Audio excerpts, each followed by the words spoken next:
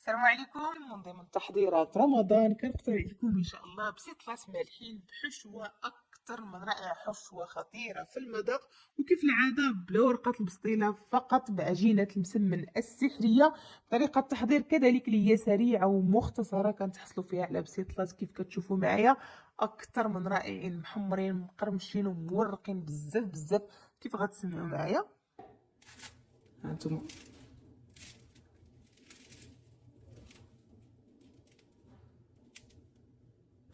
حشوه كيفاش كتجي معلكه من الداخل وكتجي اكثر من رائعه، وما كتجيش معجنه وكتجي مقرمشه وبنينه بزاف بزاف. نتمنى فعلا الاقتراح ديال اليوم كيف ديما ينال الاعجاب ديالكم وتجربوه. الا عجبتكم الوصفه ديال اليوم ما تنساوش تخليو لي لايك، تبارطاجيوها مع احبابكم صحابكم وفي مواقع التواصل الاجتماعي.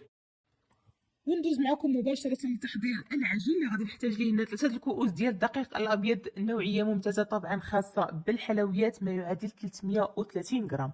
غادي نضيف عليهم هنا الملح اللي كيبقى على حسب الذوق، ورأس ملعقة فقط ديال خميرة الحلويات ما يعادل تقريبا غرام واحد. غادي نضيف على هادشي هذا كلشي ملعقتان كبار ديال الزيت النباتية، ونبدا نجمع العجين ديالي بالماء. بالنسبه للماء فهو عادي من الروبيني، احتاجيت ليه هنا بالضبط كأس وثلث من الماء أو ما يعادل 220 مليلتر. غادي نمزج الكل جيدا، نعجن العجين ديالي، ننزلها لسطح العمل، نديها ونجيبها فقط ينسجموا المكونات مع بعضياتهم، ما يبقاوش ليا التكتلات ديال الدقيق مع الزيت.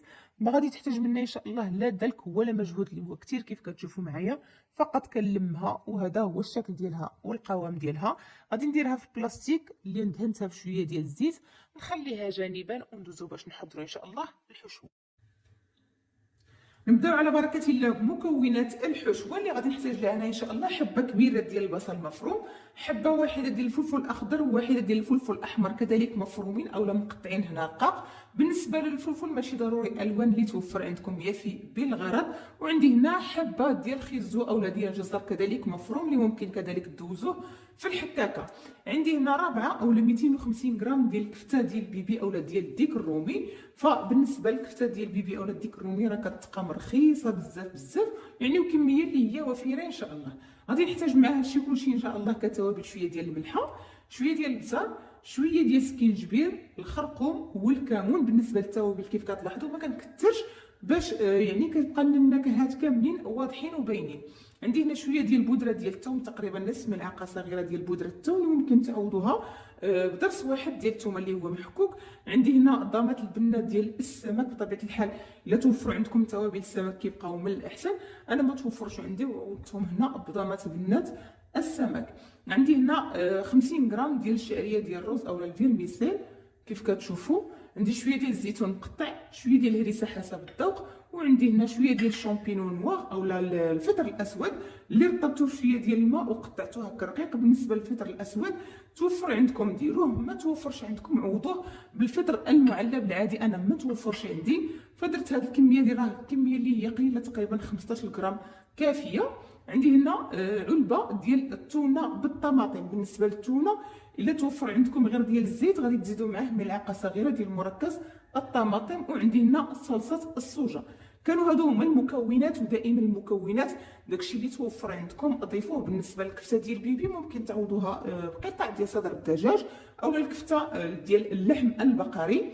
كذلك ممكن تعوضوا كيف قلت لكم الفطر الاسود بالفطر المعلب، ممكن تضيفوا لا موطارد اللي هو الخردل، داكشي كيبقى اضافات على حسب المتوفر ديالكم. ممكن كذلك تضيفوا حتى الحامض مسير مقطع رقيق. ندوزو دابا ان شاء الله مباشره لطريقه التحضير. فغنبدا كيف ديما بالخضره هي الاولى. غادي نضيف لها تقريبا 4 ديال الملاعق ديال الزيت النباتيه، نضيف ليها شويه ديال الملحه. كيف كتلاحظوا انا هنا الملحه ما كثرش لان عندي بزاف ديال المواد هنا اللي غادي يكونوا مالحين. شويه ديال البزار وغادي نوضعها فوق نار اللي هي متوسطه مع التحريك حتى غتنزل معنا الخضره شويه، وغادي نضيفوا ان شاء الله باقي المكونات. بالنسبه لهاد الشعريه ديال الرز كذلك غادي نصب عليها شويه ديال الماء اللي هو مغلي، نخليها هكا حتى تطلق، نصفيها نقطعها ونكملوا ان شاء الله التحضير.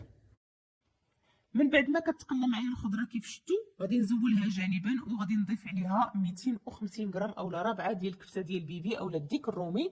نحاول نفتتها ما امكن باش كتوزع ليا في الحشوه كامله، ومن بعد كنمزج الكل جيدا مع بعضياته. كنقص دابا النار تكون مهيله ان شاء الله، وغادي نضيف باقي التوابل اللي كيف ذكرتها معكم سابقا، زائد ضويمه ديال السمك اللي هي كتعوض بتوابل السمك طبعا الا توفروا. نمزج كيف قلت لكم الكل جيدا وعلى نار اللي هي هادئه ولا قليله بزاف، حتى يعني كيطيبوا جميع المكونات مزيان مع بعضياتهم وكيتشربوا ليا العطريه كيف كتلاحظوا. غادي نضيف عليهم دابا ان شاء الله الشعريه ديال الرز من بعد ما يعني رطبتها صفيتها وقطعتها بالمقص، الزيتون اللي هو مقطع مع الهريسه، شامبينيون واغ طبعا اللي ممكن تعوضوه بالفطر المعلب العادي او لا تستغناو عليه، علبه ديال التونه بالطماطم اللي ممكن تعوضوها بالتونه بالزيت مع ملعقه ديال صلصه الطماطم وملعقه كبيره ديال صلصه الصوجه. نمزج الكل جيدا مع بعضياته، نخليهم فوق النار تقريبا دقيقتين حتى 3 ديال الدقائق تنشف معايا الحشوه مزيان مزيان ويتشربوا جميع النكهات. نطفي عليها نخليها كتبرد ونرجع ان شاء الله باش نحضروا العجين. فمن بعد ما كنوجد الحشوه وكنخليها كتبرد، غادي نرجع هنا للعجين كيف كتشوفوا معايا كيولي عجين اللي هو اكثر من رائع. غادي نقسمو هنا لجوج ديال الكرات، ندهن ليهم الوجه ديالهم بالزيت النباتيه، نغطيهم بالبلاستيك. في هذه الاثناء هذه غادي ندوب 125 غرام ديال الزبده المارغرين الخاصه بالتوريق، نخليها حتى غادي تدفى شويه، ومن بعد غادي ناخذ الكره الاولى ديال العجين نحاول نبسطها اولا نطلقها بالاستعانه بالزيت فقط، تكون رقيقه ما امكن.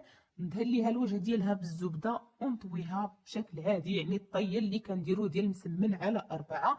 دائما كندهن بالزبده. فهاد الطريقه هذه كيف قلت لكم كتغنينا على اننا نشكلوا بزاف ديال الكرات اللي هما صغار ونشكلوا بزاف ديال المسمنات اللي هما صغيورين. هاد الطريقه هذه مختصره جدا جدا وسريعه، كنحضروا فيها لعدد كبار او لعدد كثير ديال المسمنات او لعدد كثير ديال البسيطلات بمجهود اللي هو اقل ان شاء الله. نكمل انا التشكيل ديالهم، نوضعهم جانبا مده تقريبا ديال 5 ديال الدقائق فقط تمسك لينا هذيك الزبده، ونبداو ان شاء الله نشكلوا.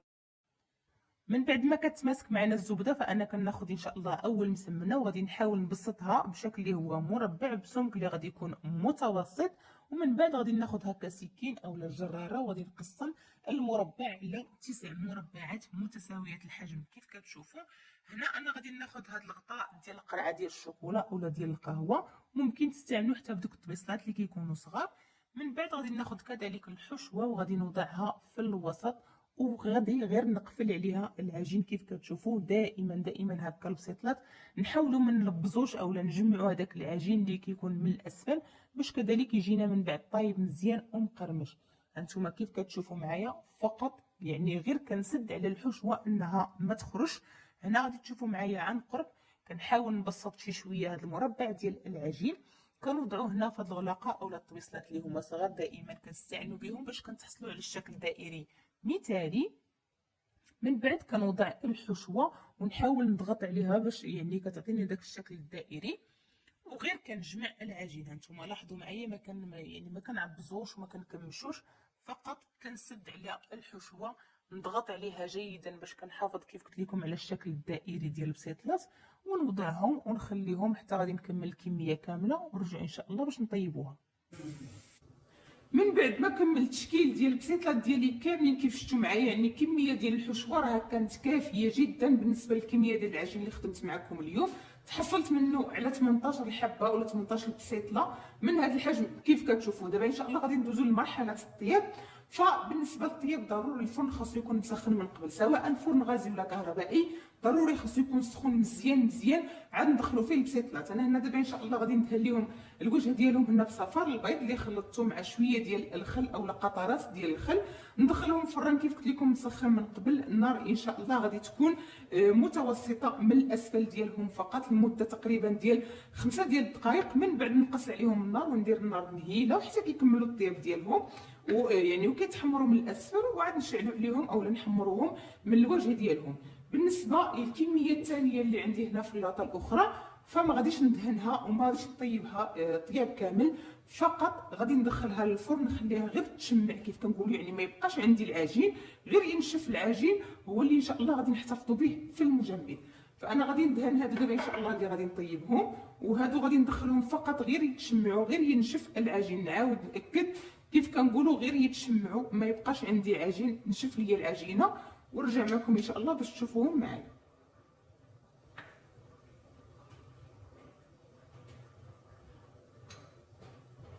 فهنا ضروري قبل ما ندخل الفرن ضروري غادي ناكد على هذه الخطوه هذه، اننا نديروا هكا واحد الثقب في العجين باش يعني ما يطرطقوش لينا هاد البسيطلات ملي ندخلوهم الفرن. انا غندير هكا غير واحد الثقب هكا في الوسط فقط.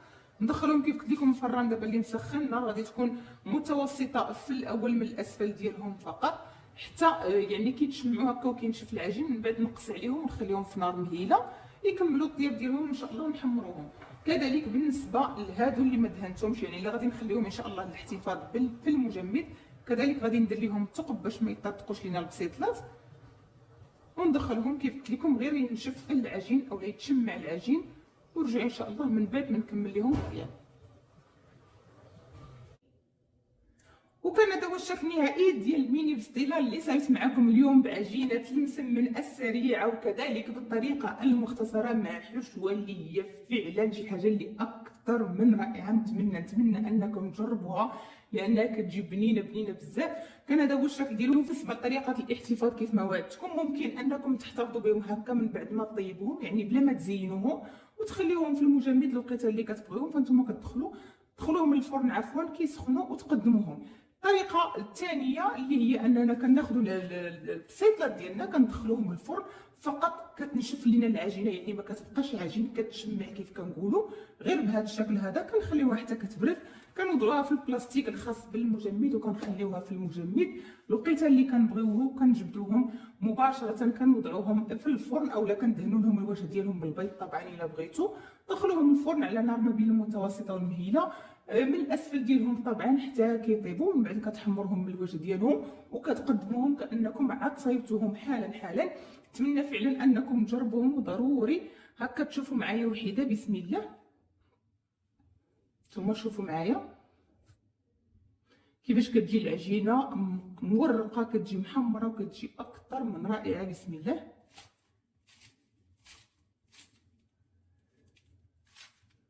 وما كتجيش معجنه نهائيا. اللي كيف شفتوا معايا كنحاول اني ما امكن يكون يعني كنشكلهم ما نعبش كيف كنقولوا، ما كنلبش العجينه باش ما كتجينيش مدقصه وتجيني يعني تبقى لي معجنه من الاسفل. انتم لاحظوا معايا كيفاش كتجي العجينه مورقه، كتجي مقرمشه وناشفه واكثر من رائعه. والحشوه فعلا انني كنصحكم انكم تجربوها سواء في البسيطلات سواء في البريوات، فهي فعلا كتستحق التجربه.